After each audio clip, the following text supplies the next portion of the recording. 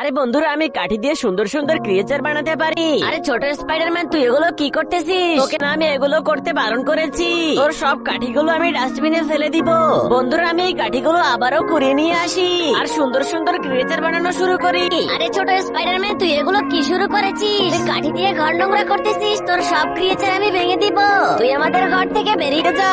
আরে বন্ধুরা, এখন আমি রাস্তা দিয়ে যখন হাঁটতে থাকি তখন আমাকে অনেকগুলো ভূত ধাওয়া করে। এরপর আমি রাস্তায় ঘুমিয়ে পড়ি।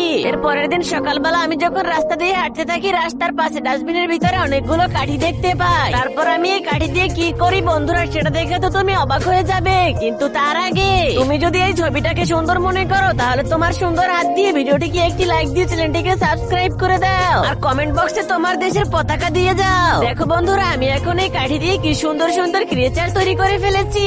এই ক্রিয়েচার গুলো দেখে তো সবাই অবাক হয়ে যায় আর আমি তো আস্তে আস্তে ভাইরাল হতে শুরু করি। আরে এই দেখো, আমাদের ছেলে তো ভাইরাল হয়ে গেছে। আমাদের ছেলের কাছে তাড়াতাড়ি চলো। না বাবা, আমি তোমাদের সাথে যাব না, তোমরা তো আমাকে ঘর থেকে বের করে দিয়েছিলে।